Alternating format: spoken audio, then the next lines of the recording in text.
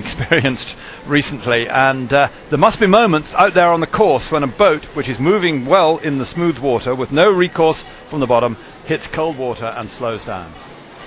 So here we are, the men's fours, the B race earlier in the day won by Canada, ahead of Slovenia, France, Ireland, disappointed not to make the final, Australia and Poland. But out on the far side, this is the Czech Republic in lane one, furthest away from you.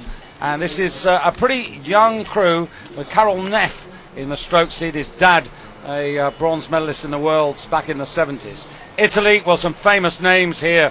Carmencini, De Vita, Sartori, Monati, bags of experience, bags of medals, Olympic and world medals.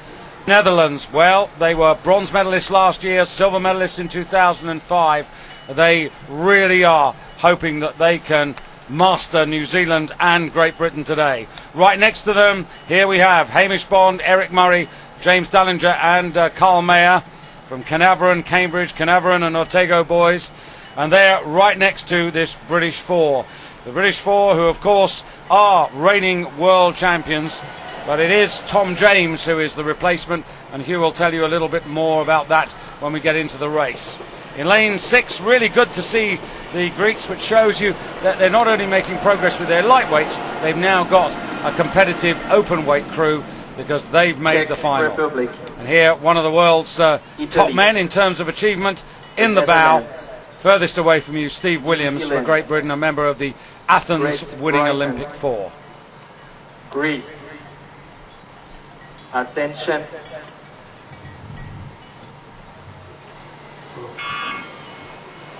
Good start. Very good, clean start. All the crews there.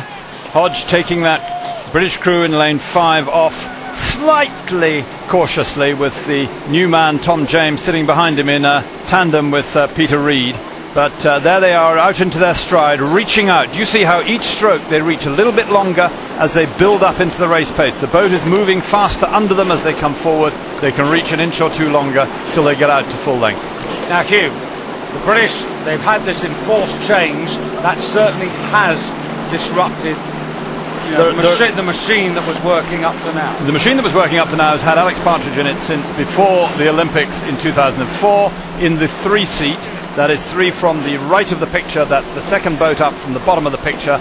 And he has 2 contributions. 1, a tremendous physical contribution. 2, he's a kind of perfectionist.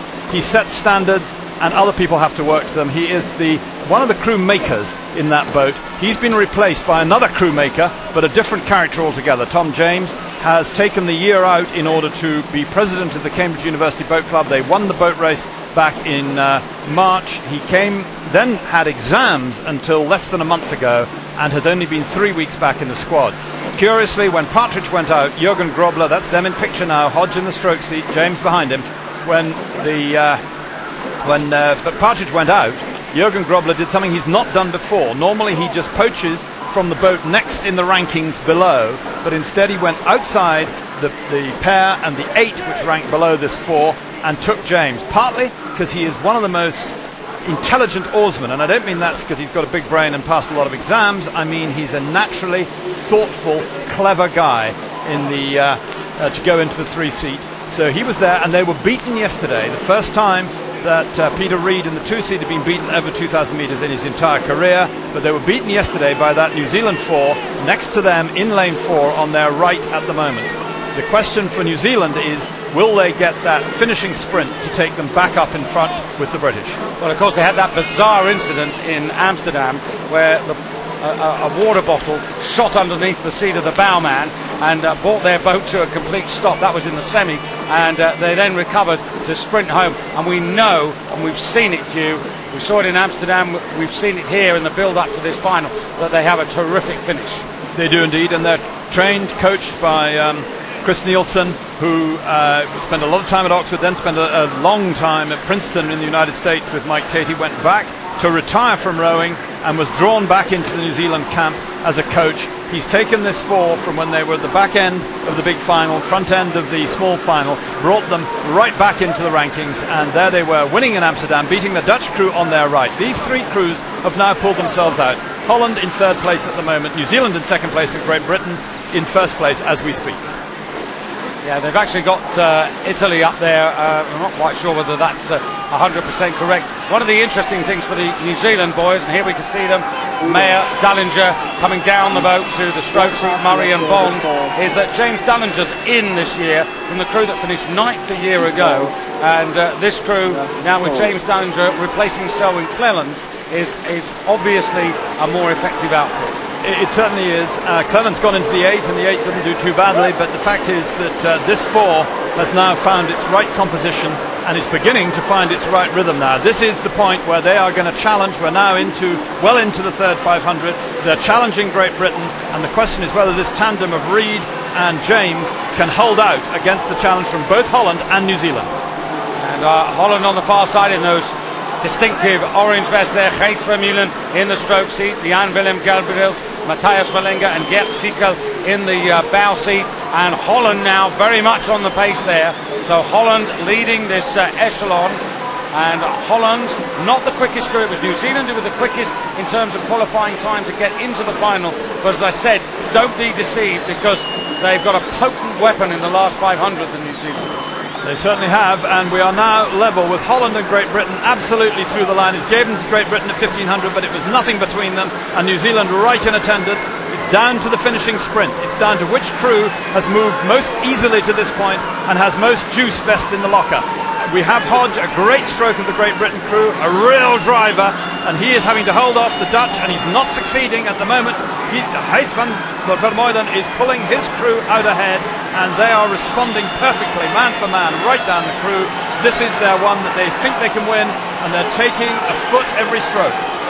So Holland, the bronze medalists, the leaders in the World Cup rankings, now leading this men's fours race. Near side, closest to Great Britain, 2 from the bottom of the picture, the black vest of New Zealand. There are the Italians also, Carboncini, a terrific pedigree in that boat, don't write them off, but it is the Dutch now who can look left and right, because the challenges are left and right, and Great Britain still fighting hard, digging deep now, trying to get back on terms, and there's a real crescendo in the grandstands on the far side there. There are 44 strokes a minute, Great Britain on the near side. Here come New Zealand, and now New Zealand has Great Britain take the lead from Holland. New Zealand beginning to mount their challenge.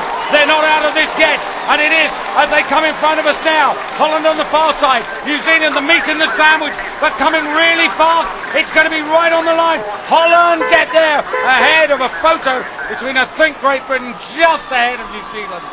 And that's the 1, 2, 3. It is a Dutch victory, not by much. New Zealand for me, and Great Britain in a photograph there. And we'll have a look at the replay on that. That will give the Dutch a huge confidence boost. And look at this, here they come in. Holland top of the picture, Great Britain at the bottom in the yellow boat, New Zealand in the middle. I think that's Great Britain. Great Britain second, New Zealand third. They've given it on the score sheet to Great Britain, so you're right there, David, in that call. But fascinating race. The lead changed 3 times in the last 250 metres as they went back and forth on the surge, and it was the Dutch who just had that composition in the last moment. What do you make about that?